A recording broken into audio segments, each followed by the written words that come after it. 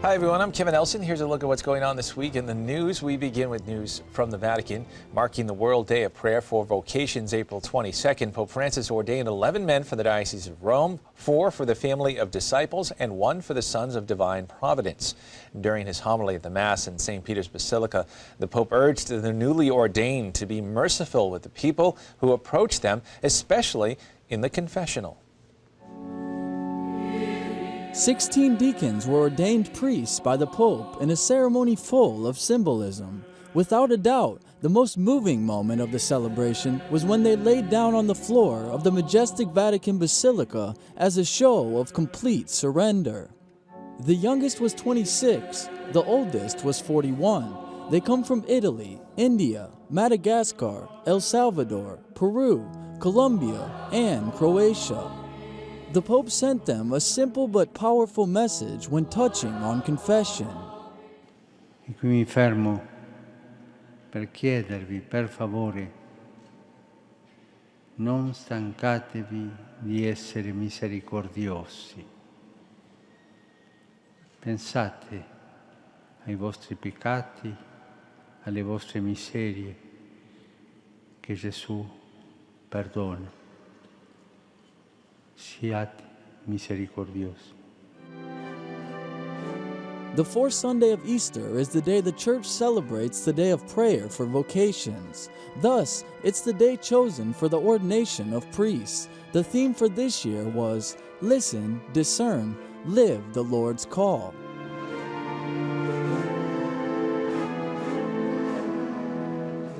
After the Mass, Pope Francis led the recitation of the Regina Coeli prayer from the window in the Apostolic Palace. He invited 4 of the new priests to join him to greet the crowd and give the estimated 30,000 people their blessing. More news from the Vatican. Italy has granted citizenship to seriously ill British toddler Alfie Evans in an attempt to prevent doctors in England from withdrawing life support. The Foreign Ministry said the Italian government hopes that being an Italian citizen would allow the immediate transfer of the baby to Italy.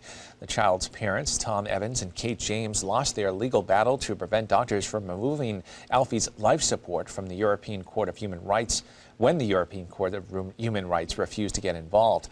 UK doctors have not made a definitive diagnosis of the 23-month-old child's degenerative neurological condition, but have said it would be futile to keep him on life support. In mid-April, Tom Evans met the Pope in Rome to beg for his son's asylum in Italy. The Vatican-owned Bambino Gesù Hospital in Rome has offered to care for Alfie. Specialists from the hospital have examined Alfie. The hospital president said a positive outcome would be difficult, but the baby's suffering can be alleviated. In news from around the world, Czechs have welcomed home the remains of Cardinal Josef Baron, a symbol of defiance of the former communist government which forced him into exile in the Vatican, where he died 49 years ago. In Prague, people had the opportunity to pay their respects for 3 days. Then the cardinal's remains were buried in a newly created sarcophagus in the St. Agnes Chapel of St. Vitus Cathedral, the main Czech church and the seat of the Archbishop of Prague. Before traveling to Prague, a final Mass was held and a ceremony took place in which the coffin was taken from St. Peter's Basilica, where the cardinal had been buried in a special privilege normally only reserved for popes, and flown by military plane to Prague. Rome Reports has more on that part of the story. These were Cardinal Joseph Baron's final moments in his tomb among popes beneath St. Peter's Basilica.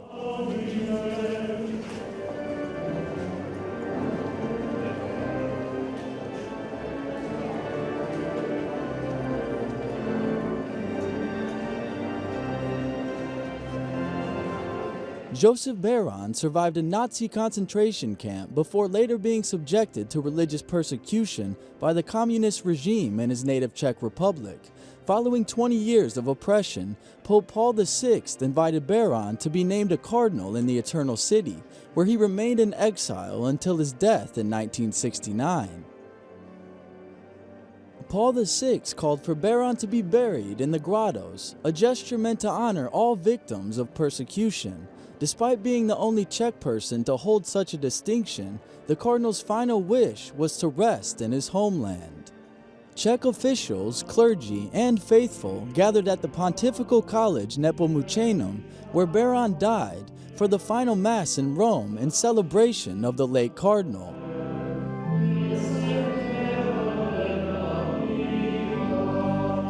The servant of God's casket will be transferred to Prague, where he will be warmly greeted before being granted a proper burial.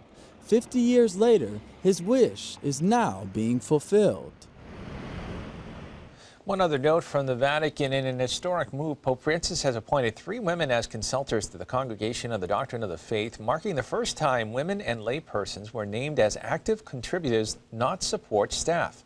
The new female consultors include a seasoned canon lawyer and jurist, a professor and head of the Department of Fundamental Theology at Rome's Pontifical Gregorian University, and a consecrated virgin who is a nurse specializing in palliative care. The Pope also named 2 priests as consultors for the congregation.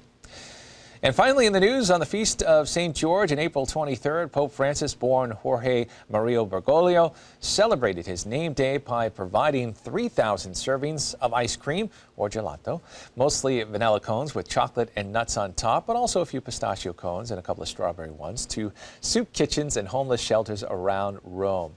One of the beneficiaries was the San Egidio Community's soup kitchen, where patrons raised their cones in the air to salute the Pope on his name day. Well, that is all the information we have for you this time. I'm Kevin Nelson. Don't forget, you can keep up to date on Catholic news throughout the week with Catholic Newsbreak right here on the Catholic TV network.